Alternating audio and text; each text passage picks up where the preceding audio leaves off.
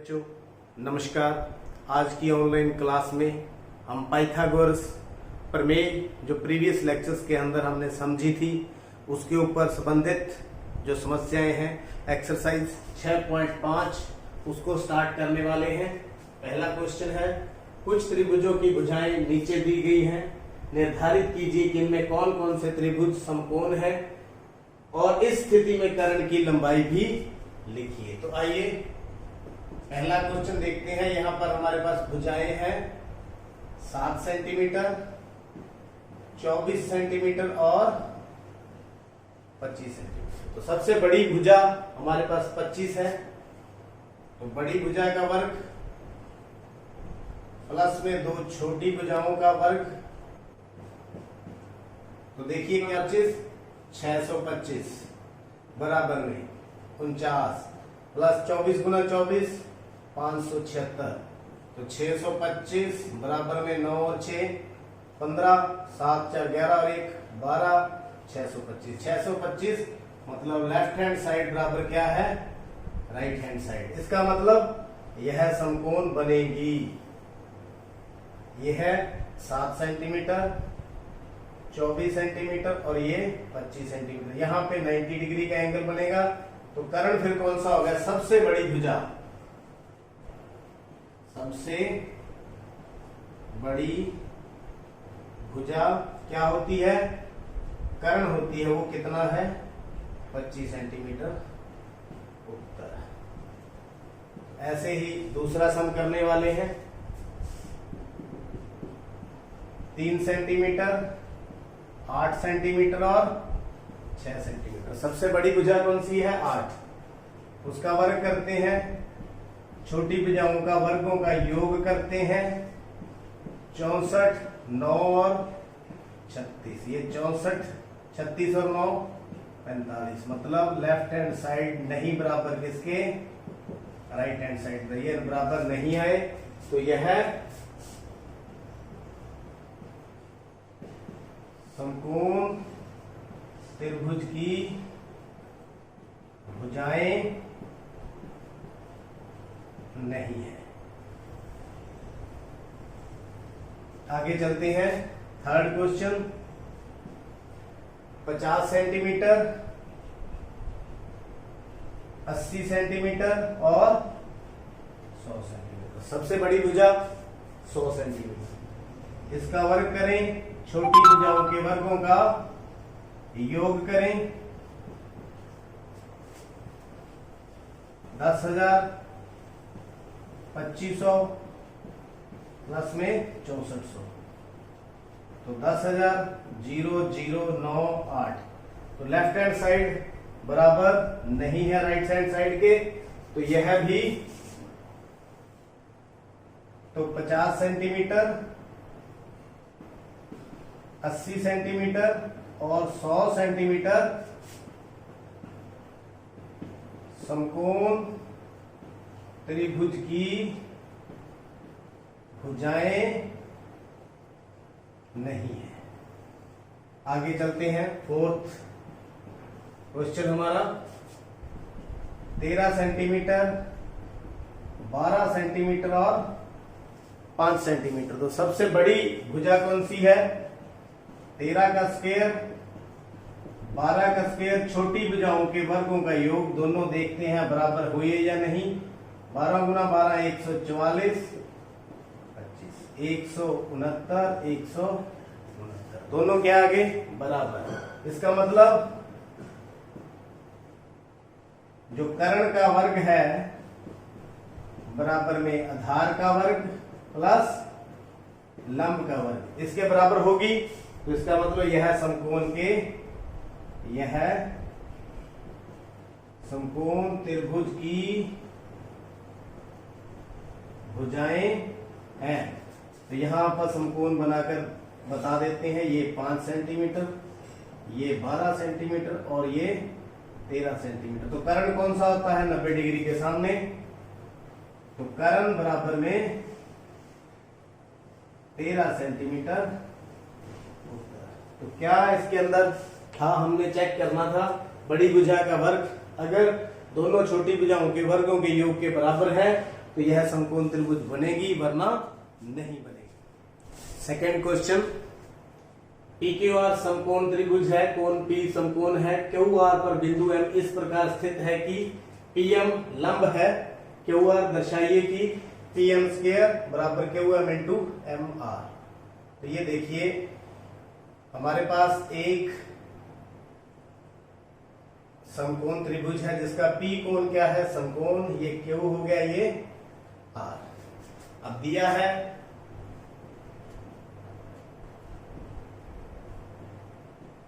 है त्रिभुज P Q R, कोण पी बराबर में 90, क्यू आर पर बिंदु M इस प्रकार है कि PM लंब है क्यू आर, यहां से इसके ऊपर लंब है। सिद्ध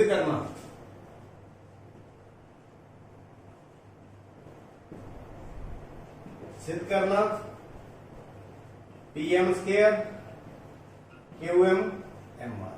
देखिए इसको समरूप त्रिभुजों के द्वारा भी सिद्ध कर सकते हैं, लेकिन मैं यहां पर पाइथागोरस प्रमेय के द्वारा ही इसको सिद्ध करूंगा। तो प्रमाण देखिए, पहले तो त्रिभुज आर पी क्यू में, आर पी क्यू समकोण में, यहां पर क्या हो गया, आर क्यू का स्क्वायर पी आर का square plus P Q R का, यूजिंग पाइथागोरस। इसको क्या डाल दूं, नंबर 1। तो इसको आप यूज करेंगे। अब त्रिभुज कौन सी ले लें, पी एम क्यू में, पी एम क्यू समकोण त्रिभुज में पाइथागोरस लगा लेते हैं। पाइथागोरस द्वारा क्या बन जाएगा, ये 90 डिग्री है तो ये हो गया हाइपोटेन्यूज, यानी कर्ण पी क्यू का स्क्वायर बराबर में P M square plus M Q square. यहां देखिए हमें पी एम एक साइड चाहिए, तो पी एम को हम एक साइड कर लेते हैं, P M square P Q square minus M Q square, number 2।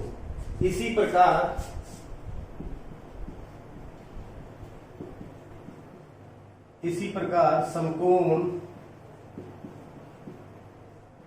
त्रिभुज पीएमआर में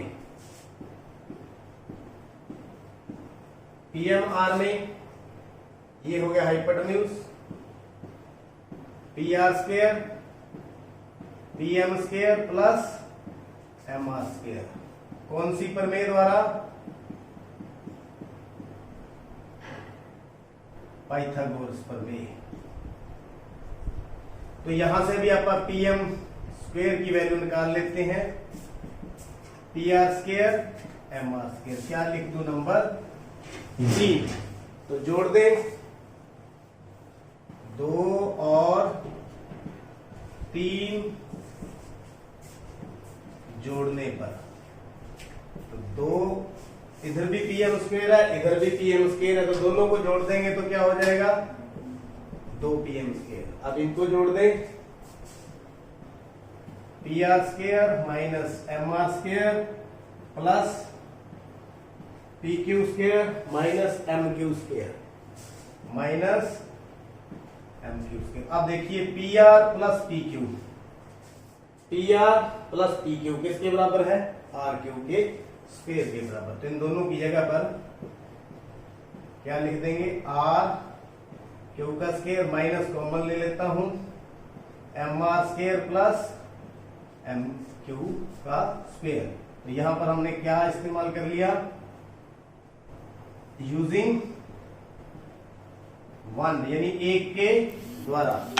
तो देखिए यहां पर हम होल स्क्वायर बनाएंगे, 2pm² r³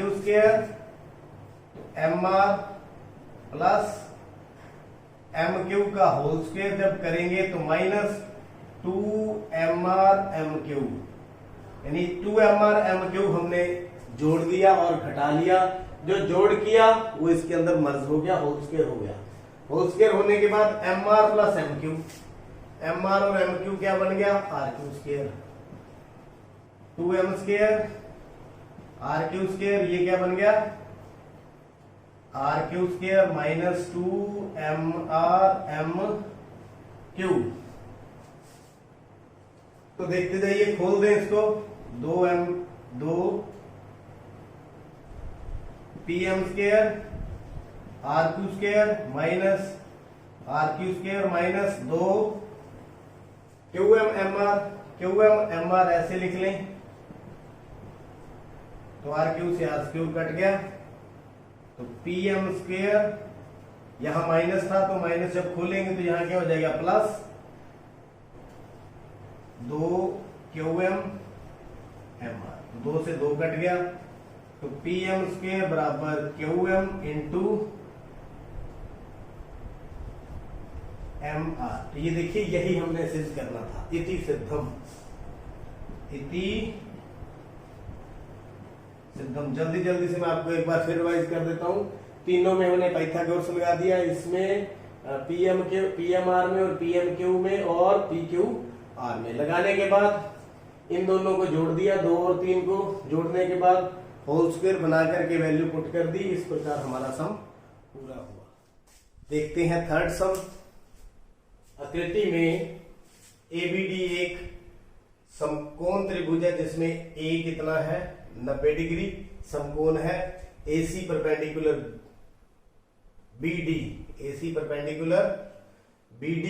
दर्शाइए कि AB² बराबर में BC डॉट BD, AC² बराबर में BC डॉट DC, AD² बराबर में BD डॉट DC। तो क्या दिया है,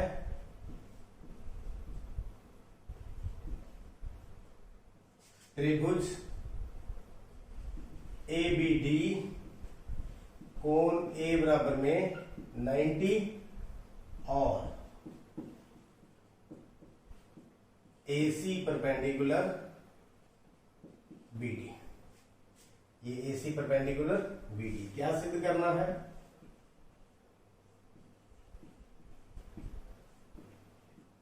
पहला पार्ट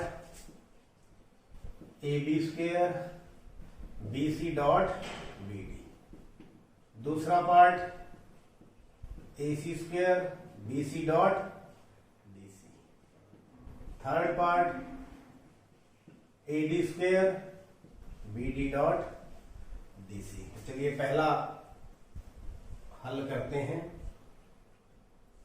देखिए यहां पर कुछ भी मेंशन नहीं है कि किस मेथड से करना है। इसको हम पाइथागोरस से भी कर सकते हैं, इसको हम समरूप त्रिभुज से भी कर सकते हैं। समरूप कर करके इनको रेशियो लिख के क्रॉस मल्टीप्लाई कर देंगे, तो जो आसान है हम वो कर लेते हैं। तो समरूप त्रिभुज के द्वारा हम इसको हल करते हैं। तो देखिए ये पहला जो पार्ट है इसको हल कर रहे हैं। AB²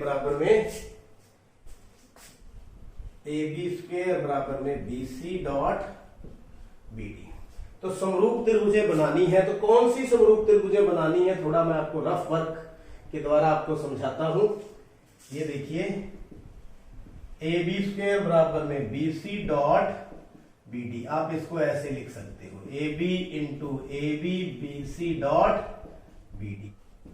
AB बटा में BC बराबर में BD बटा में AB। तो ऐसा रेशियो हमारे पास आएगी। तो कौन कौन सी ट्रायंगल होगी, एक तो D है, एक B है, एक A है, B है, A है, C है।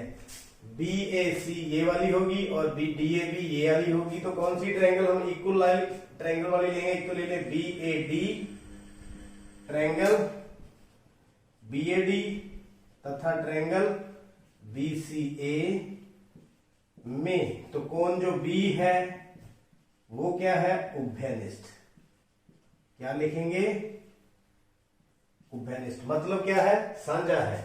और इस ट्रायंगल में A कोण और उस ट्रायंगल में C कोण दोनों क्या है, 90। तो कोण समरूपता नियम द्वारा त्रिभुज बीएडी समरूप है त्रिभुज बीसीए। दोनों त्रिभुजें समरूप होगी तो इनकी भुजाएं इस प्रकार से रेशो में होंगी, AB बटा BC बराबर में BD बटा में AB। CPST यहां से ये आ गया, क्रॉस मल्टीप्लाई कर दें तो AB स्क्वायर तो BC इंटू BD इति सिद्धम। तो चलिए दूसरे पार्ट पर चलते हैं। दूसरा पार्ट क्या है? AC स्क्वायर बराबर में BC डॉट DC। तो यहां देखिए कौन कौन सी ट्रायंगल हमें समरूप सिद्ध करनी पड़ेगी। वैसी ही प्लानिंग हम रफ वर्क के अंदर इस प्रकार करेंगे। तो AC into AC, BC into DC। तो AC ओवर में BC को इधर ले आए, AC को उधर ले जाए, DC बटा AC।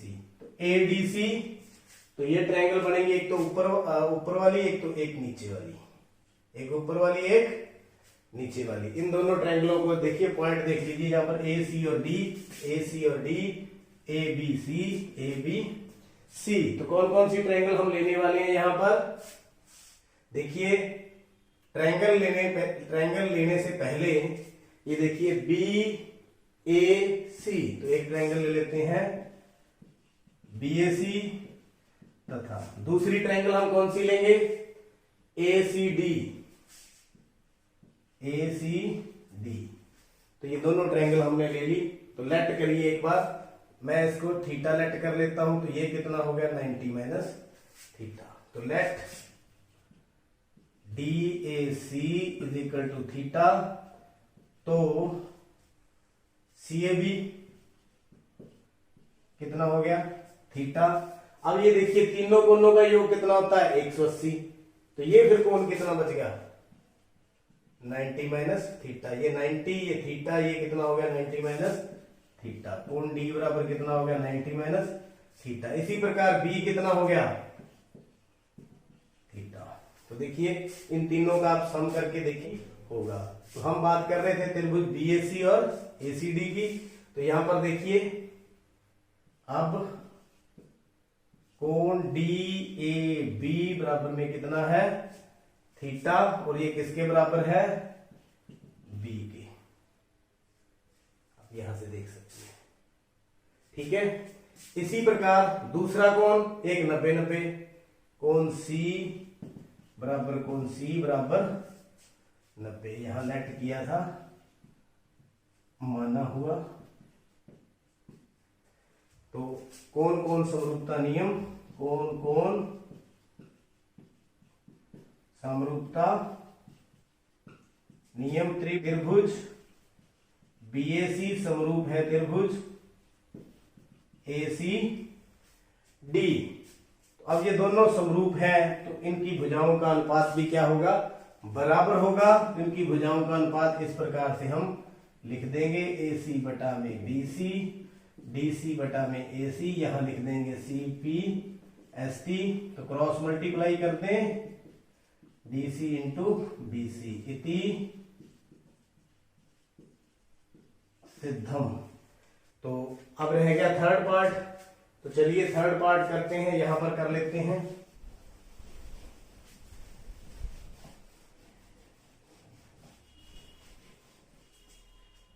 Third part AD square बराबर में BD डॉट BC। तो आप थोड़ी प्लानिंग कर लें। AD इंटू AD बराबर BD इंटू DC। तो AD ओवर BD नीचे ले जाएं और DC बटा में AD, यानी कि ADC ऊपर वाली ट्रायंगल और BAD यानी बड़ी ट्रायंगल, यानी कि बड़ी ट्रायंगल और ऊपर वाली ट्रायंगल, इन दोनों को हमने सिद्ध करना है। तो कौन सी ट्रायंगल होगी? एक तो होगी BAD तथा ACD में, ट्रायंगल ACD में एक तो कॉमन ही आ गया।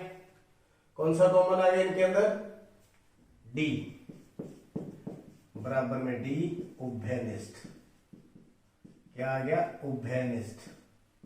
और कोण इसका है कोण ए बराबर में कोण सी बराबर में 90। तो कोण कोण समरूपता